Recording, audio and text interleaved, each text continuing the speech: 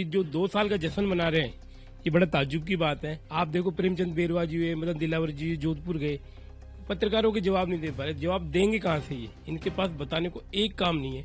ये तो मैं तो भगवान से प्रार्थना करता हूँ कि सद्बुद्धि आए। भजनलाल जी को यज्ञ या कोई ऐसा हवन करना चाहिए था 2 साल पे कि राजस्थान की जनता को सुरक्षा मिल सके।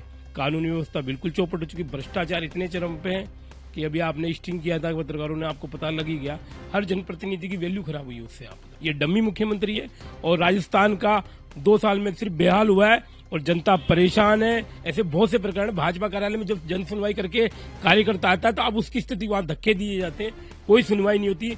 अगर किसी पे भी पदाधिकारी पे आरोप लगाए जाते हैं तो आरोपों की जांच नहीं की जाती, बाकी उस कार्यकर्ता को भगाया जाता है कि आप हमारी सरकार को बदनाम। राजस्थान के 2 साल पूरा होने पर जो सरकार जश्न बना रही है, लगातार कहीं ना कहीं विवादों में घिरा हुआ है, क्योंकि कई ऐसे नेता सामने आए हैं जो इस सवाल पे अटक चुके हैं कि आखिर 2 साल में जो जश्न बीजेपी सरकार बना रही है, आखिर वो 2 साल में वो क्या काम हुए हैं जिसका ये जश्न बनाया जा रहा है। क्योंकि लगातार ऐसे मामले कई हुए हैं, क्योंकि राजस्थान में इस 2 साल के अंदर कई ऐसे बड़े हादसे हुए हैं जिसमें कहीं ना कहीं पूरे देश में एक अलग ही मैसेज दिया। मेरे साथ में पूर्व पार्षद दशरथ सिंह जी बैठे हैं, कांग्रेस नेता हैं। आज उनसे बात करेंगे, चर्चा करेंगे। दशरथ सिंह जी, आपको मालूम होगा बीजेपी अभी 2 साल का जश्न मना रही है और सीएम भजनलाल जी का जन्मदिन भी है, तो एक अलग ही माहौल बना हुआ है। क्या लगता है कि ये जश्न ठीक है? जन्मदिन तो खैर उनको हर किसी को बनाना चाहिए, वो अलग बात है, पर ये जो 2 साल का जश्न मना रहे हैं, ये बड़ा ताज्जुब की बात है।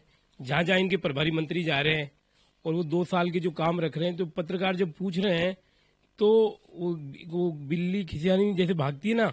आप देखो, प्रेमचंद बेरवा जी हुए, मदन दिलावर जी जोधपुर गए, पत्रकारों के जवाब नहीं दे पा रहे। जवाब देंगे कहाँ से? ये इनके पास बताने को एक काम नहीं है। इन्होंने जो फर्स्ट बजट में ये जो योजनाएं लेके आए थे, उन्होंने विड्रॉ कर लिया। डेवलपमेंट के नाम पे बिल्कुल पीछे, भ्रष्टाचार में बिल्कुल आगे। आज कानून व्यवस्था बिल्कुल चौपट हो चुकी है। भजनलाल जी खुद गृह मंत्री है। आप सोचो कि जब से ये मुख्यमंत्री बने, राजस्थान में ऐसी विपदा आई है कि आप देखो कि रोडों पे जो एक्सीडेंटों की तादाद होगी, हिंदुस्तान में सबसे बड़ा जो एक्सीडेंट में मौतें हुई है वो सिर्फ लापरवाही, सरकार की लापरवाही, और इतने एक्सीडेंटों में जान जा रही है जिसपे आज तक सरकार ने कोई मुआवजा नहीं दिया। राजधानी में हॉस्पिटलों में आग लग जाती है। आग का इतना भयावह था कि भांकरोटा में कितनी जानें चली जाती है, 50 से ऊपर, उनका कोई मुआवजा नहीं। आज जान की कीमत सरकार बिल्कुल, आप हर नागरिक अपने आप को असुरक्षित महसूस करता है। ये तो मैं तो भगवान से प्रार्थना करता हूँ कि सद्बुद्धि आए। भजनलाल जी को यज्ञ या कोई ऐसा हवन करना चाहिए था 2 साल पे कि राजस्थान की जनता को सुरक्षा मिल सके। सबसे पहले विकास तो बाद की बात है। यहाँ तो जान खतरे में आदमी निकलता तो ये नहीं पता कि वो वापस आएगा नहीं आएगा। तो भजनलाल की सरकार में सबसे पहले तो राजस्थान का नागरिक असुरक्षित है। ये इनका सबसे बड़ा फेलियर है। कानूनी व्यवस्था बिल्कुल चौपट हो चुकी, भ्रष्टाचार इतने चरम पे है कि अभी आपने स्टिंग किया था पत्रकारों ने, आपको पता लग ही गया। हर जनप्रतिनिधि की वैल्यू खराब हुई उससे। आप बताओ। पर बीजेपी ये जश्न जो बना रही है वो अपने कार्यकाल का बना रही है, जो लगातार उन्होंने 2 साल में जो कार्य किए हैं, शायद वो जनता को दिखा रहे हैं। सर, काम तो बताए आप उन्होंने। आप बताओ कि राशन छीन लिया, पेंशन छीन ली आपने, उन्होंने सिलेंडर की सब्सिडी छीन ली, बिजली के बिल छीन लिए। आप बताओ, स्मार्ट मीटर के नाम पे घोटाला किया, बेरोजगार घूम रहे हैं। एक काम बता दे भजनलाल जी कि हमने ये जाके किया है। गांव, किसान, जवान, आप तो हनुमानगढ़ में किसान आंदोलन पे हैं। आप बताओ, रावली का मुद्दा आ गया कि ये तो माइनिंग में बेच रहे हैं पूरे हिंदुस्तान में, राजस्थान की जितना रावली सेक्शन उसको बेचना, सिर्फ खाने में लगे और अपनी सरकार बचाने में लगे। सीधा सीधा भजनलाल भ्रष्टाचार की सरकार है और इतनी दयनीय स्थिति मुझे नहीं लगता हिंदुस्तान में किसी सरकार की होगी कि मुख्यमंत्री को हर फैसला आपको दिल्ली से लेना पड़ता है। ये डम्मी मुख्यमंत्री है और राजस्थान का 2 साल में सिर्फ बेहाल हुआ है और जनता परेशान है। जवान, किसान, बेरोजगार, महिला, पानी, बिजली, ये जो जरूरत की चीजें होती वो भी नहीं मिल पा रही। स्थिति बहुत भयानक है और 2 साल बेमिसाल कीजिए, 2 साल बेहाल मानता हूं मैं इसको। दशरथ जी, एक चीज तो देखनी पड़ेगी कि अभी जो इन्होंने हर विधानसभा स्तर पर रथ यात्रा निकाली है अपने 2 साल कार्यकाल के लिए, आपने भी देखा होगा रथ यात्रा निकली है। जो रथ उन्होंने पूरी राजस्थान में हर विधानसभा के हिसाब से एक रथ निकाला है, जो 2 साल के जो कार्यकाल हैं वो दिखाने के। क्या लगता है कि ये काम हुए हैं, नहीं हुए हैं, या आगे जाके अब क्या होने वाला है जनता के ये साथ? राजस्थान स्तर पे निकाल रहे हैं क्या रथ यात्रा? आपने देखा कोई माहौल? अगर आप जनता जब सरकार काम करती है तो जनता जुड़ती है। मुझे एक भी ऐसा रथ यात्रा बता दो जहां सैकड़ों से ज्यादा लोग हो। आप सिर्फ इनके कार्यकर्ताओं को बुलाया जा रहा है, वो भी पंचायती और ये निगम चुनाव आ रहे हैं तो वो बेचारा कार्यकर्ता लग रहा है। उसके बाद तो स्थिति और भयानक होगी। भाजपा सरकार में जनता तो बहुत दूर की बात है। आप किसी भी कार्यकर्ता से, मंडल स्तर से लेकर जिला स्तर के किसी कार्यकर्ता, मन की बात पूछो उनसे। मोदी जी की मन की बात नहीं, भाजपा के कार्यकर्ता की मन की बात पूछोगे, वो बोलते हैं यार हमारी सुनवाई नहीं हो रही, हमारी सरकार नहीं हो रही। आप बताओ सिविल लाइन विधानसभा का तो इतना बुरा हाल है कि एक कार्यकर्ता डीआर नहीं ला सकता गोपाल शर्मा की। पर गोपाल जी के कार्यकर्ता तो जश्न बना रहे हैं कि ये सारे काम। मैं जो बात कह रहा हूं बहुत ईमानदारी से, जवाबदेही से कह रहा हूं। मैं पार्षद रहा हूं 5 साल, कि कोई भी कार्यकर्ता सिविल लाइन का अगर गोपाल जी की डीआर ला के बता देना तो हम चैलेंज कर रहे हैं। सर हम तुम बताते हैं ना उनकी स्थितियां खुद की, वो तो हमारे साथ बैठते हैं। कोई बीजेपी का कार्यकर्ता हमारे दुश्मन थोड़ी है, वो हमारे भाई तो है, वो सब हमारे साथ बैठते हैं। उनकी ये स्थिति है कि मैं बोलता हूं कि यार इस कार्य की डीआर करना। गोपाल जी के यहाँ पे कोई डीआर नहीं मिलती है, डीआर अलाउ नहीं। वो जमाना तब था कांग्रेस प्रताप सिंह खाचरियावास का, जब मंत्री की नोट शीट कोई भी आम आदमी, गरीब आदमी सीधा बंगले में जाता था, सीधा लेके जाता था और उसकी सुनवाई होती थी, उसके काम होते थे। अच्छा जैसे जी एक विवाद और भी चल रहा है, गोपाल जी की आपने बात की तो गोपाल जी की बात कर लेते हैं।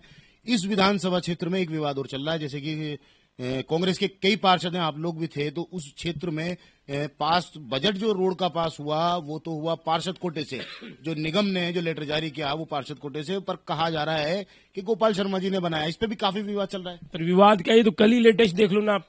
मेरे वार्ड में उद्घाटन करने आने वाले थे गोपाल जी, उससे पहले मैंने उद्घाटन कर दिया। और क्यों नहीं करूंगा? मैं तो सारे पार्षदों से अपील करता हूं, कांग्रेस या भाजपा के हो, गोपाल जी क्यों उद्घाटन करेंगे? भी गोपाल जी खुद के विधायक निधि कोष से लगा के बताए ना पैसा।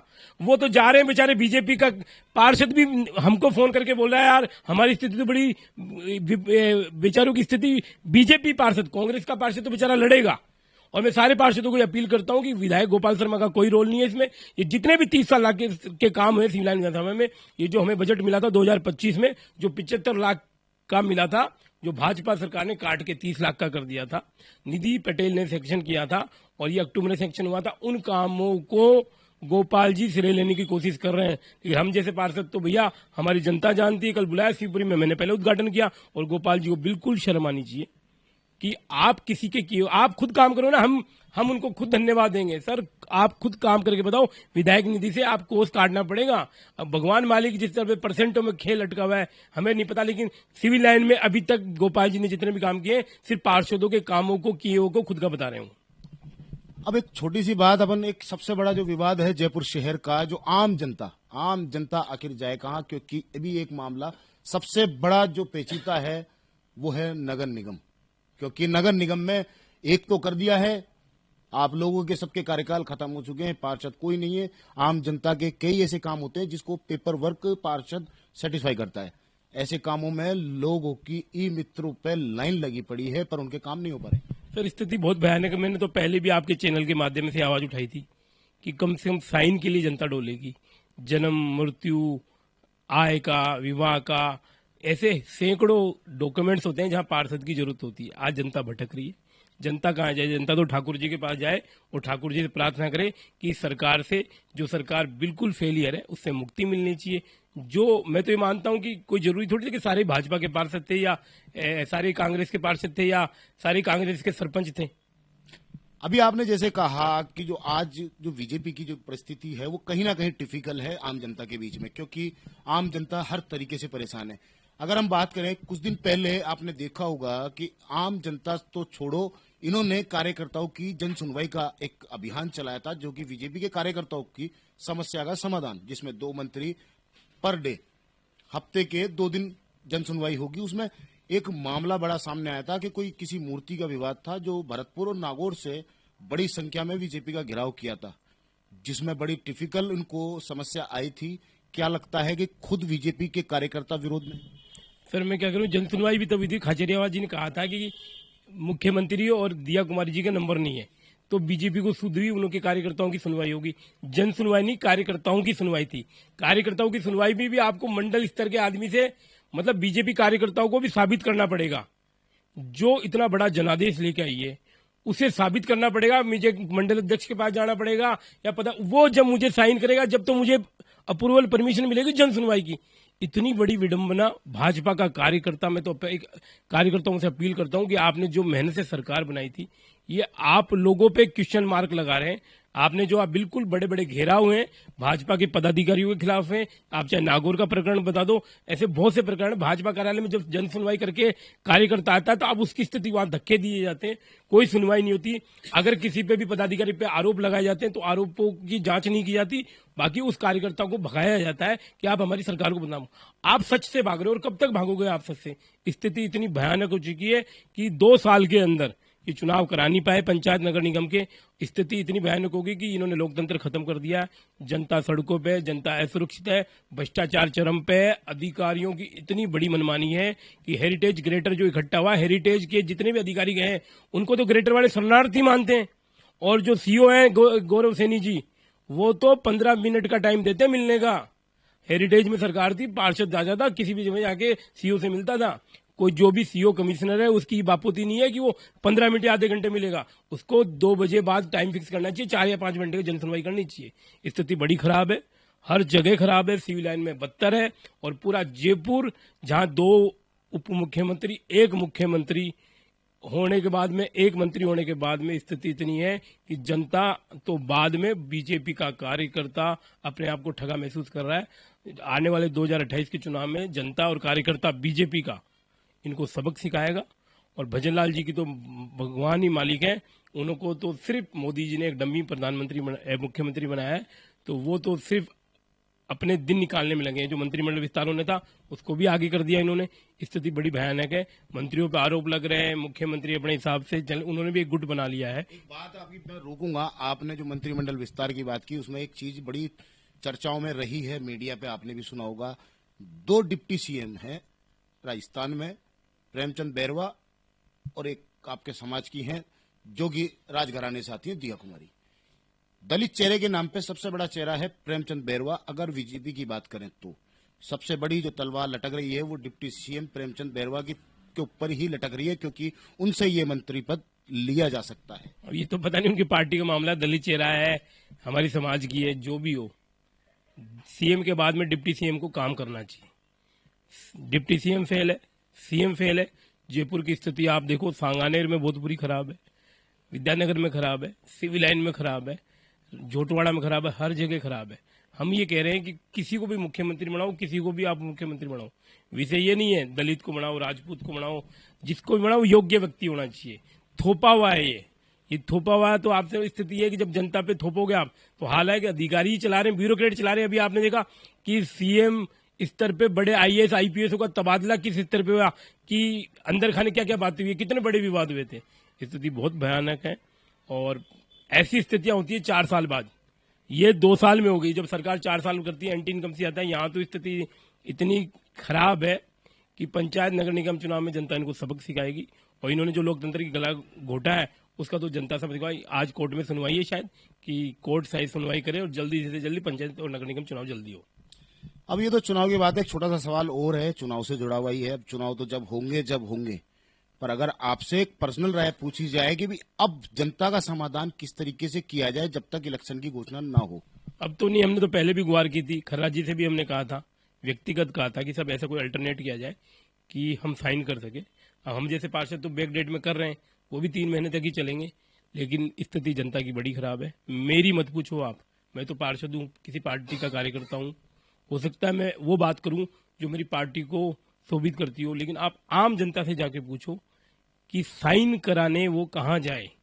विधायक तो साइन करते नहीं, जो वो जाएंगे, क्योंकि यहाँ के विधायक तो महान है सब यहाँ के।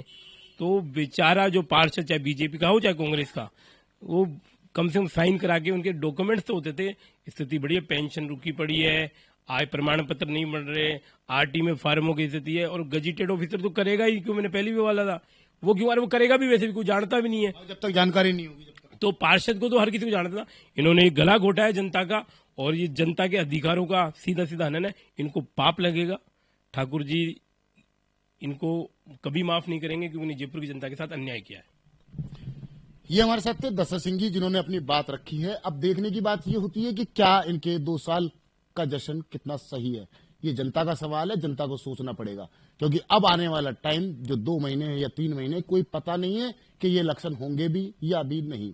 सवाल वही है कि बीच में जनता पिस रही है। अब ये फैसला भी जनता का होगा कि आने वाले टाइम में किस तरीके से आम जनता इन राजनीतिक दलों को जवाब देगी। कैमरामैन घनश्याम मिश्रा के साथ मोहम्मद नफीस, जयपुर से।